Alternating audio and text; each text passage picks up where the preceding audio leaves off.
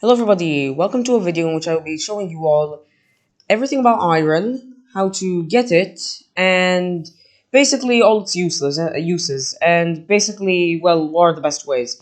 Now as we can see, iron can come in many different forms, as we can see, and it can be used for many different things. By the way, this is an iron trapdoor, if you couldn't tell. By the way, don't forget to like and subscribe and share this with a friend if you enjoy, and find it useful, of course. So now, let's talk about iron. Iron is basically the thing that you get when you usually mine it with a stone pickaxe as like your first thing, and iron can be is like a great upgrade as you can build iron, much better tools. You can build extra things, for example. So yeah, iron is really useful. By the way, these crafting recipes, I'm not going to explain everything about these. By the way, you can't craft this. I think it's the only thing you can't craft here. Yeah, definitely this. You can only find in chests.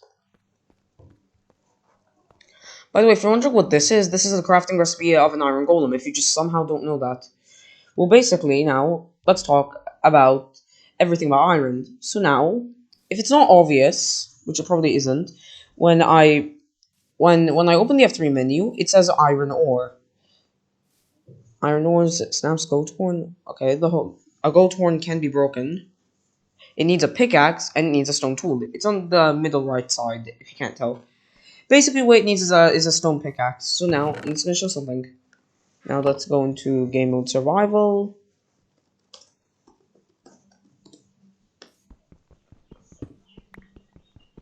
You got one ore per block you mine, and it'll be raw. Which those an enchantment that would make it not raw. Well, basically now we're gonna mine this again with fortune. Basically, you can't mine this with you can't mine iron ore with a wooden pickaxe or your fists, as it will just break and give you nothing. But now let's see what happens with a Fortune 3 pickaxe. It doesn't have to be netherite, but it's the fastest tool. You can use diamond, iron, or stone in a Fortune 3.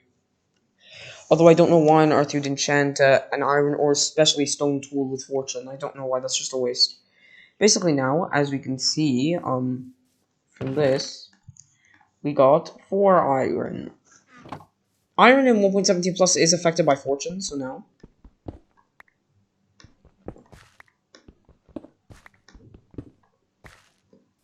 Yeah, that's triple.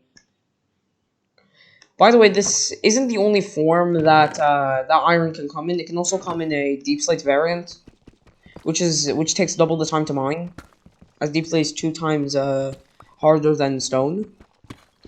And occasionally, but rarely, you will find something called an iron ore block. Basically, let's mine this thing. You can find these blocks, and what can you do with them? You're probably wondering. Well, you can mine these as a stone pickaxe or higher, and 9 raw iron in 1 block. So that's really helpful. But now, let's talk about the methods that you could use to get iron. Number 1 is just strip mining, basically just mine in a tunnel and until you like get iron. That's really the whole method. Number 2 is caving. Now, caves are much bigger than this, but I'm just going to use this as an example. Let's say we're walking around in our cave, and it's not uncommon to find iron exposed. We can now just mine that. I have a question. How do I have a stone pickaxe without Stone Age? Well, guess what? Now I have Stone Age, so now that makes sense. I need 3. Iron ore can generate from just 1 ore to literal thousands. If there are things called iron mega veins, they're basically only generating caves, and they have thousands of ores. They can have as many as 15,000 ores joined together. And don't worry, deep slate caves are the same as stone caves. It won't really matter. You could also do something called deep dark mining, where you basically just use a hoe to break all the skulk, and it's not uncommon for you to find things like iron or even diamond or redstone due to the air exposure rule not being in place because it's covered by a block. You can also use aquifer caves, where basically go in with water, basically. As it's also the air exposure rule, it doesn't exist there. The air exposure rule, if you somehow don't know, basically just makes it that less ores will generate exposed, because in the past, in the snapshots of 1.17, caving was so broken for getting things like diamonds that if you, let's say, had a Minecraft speedrun, you wouldn't lose that much time trying to get full diamond armor. But then Mojang nerfed it with the air exposure rule. But now, let's talk about another method. You can technically do this, although in my opinion it's really bad. Just let me give myself emerald.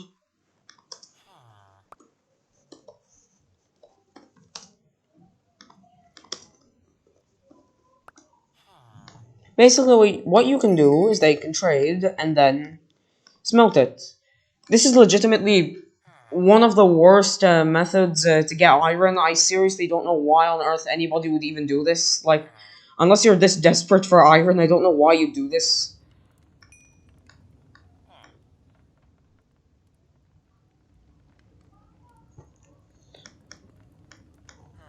Honestly, look, unless you just can't find iron for like an eternity and you have a village, just don't ever use this method. It's legitimately not worth it.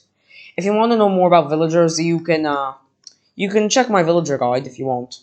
It's basically a villager tutorial. It basically just teaches you everything about villagers, what are their trades, and you can check it out. And no matter what type of iron thing you smell, you're just gonna get a nugget.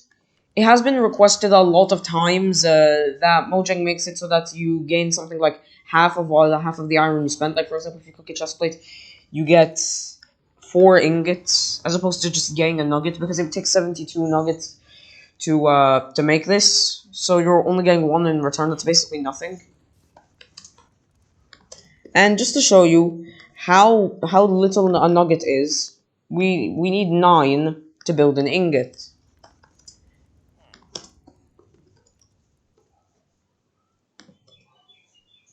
And we need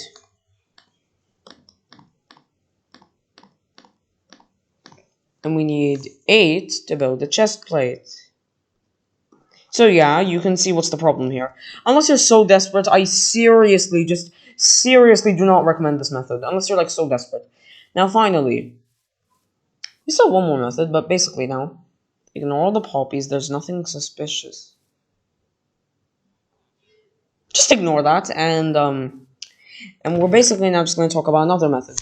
It's not a very renewable method, but it's something called, that I call, in my opinion, quick iron. Quick iron is used by many speedrunners, and basically just gets to iron really quickly. If you find a village by chance, you can, you can really quickly get iron if you just kill the golem.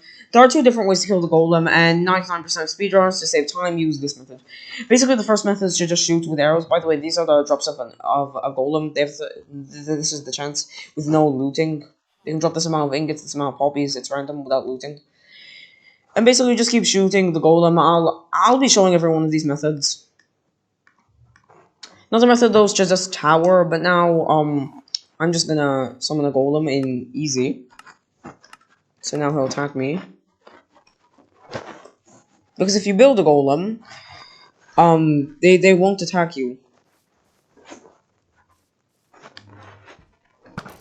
Now, as you can see, this method is really slow. As you can see, because you have to run back and you have to make the arrows. And the arrows only do 6 to 11 damage if the arrows are normal and the bow is unenchanted. And the golem isn't that slow.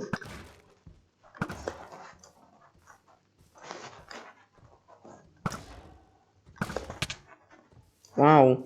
And they deal a lot of damage.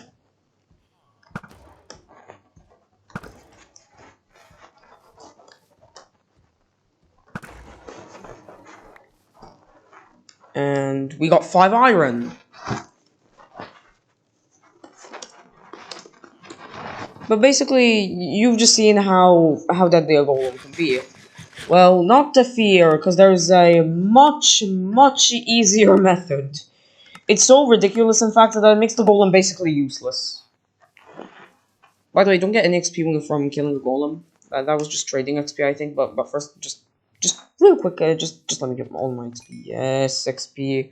Okay, so now this method. Oh no, wait. I'm just gonna go to a very flat area so the golem doesn't fall into a hole. Basically, this method, it's so easy to the point that you're literally just cheating if you use this method, but every speedrunner uses this. So basically, what do? This is what you do.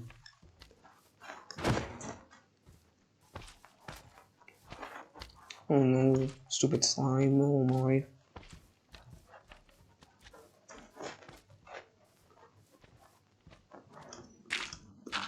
And you basically just tower up 3 blocks. And bam, the golem is useless. If you shift, you can crit.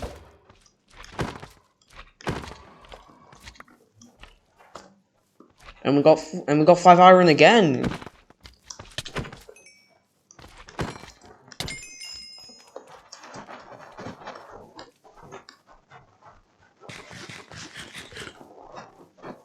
Ah yes, another poppy to add to my collection.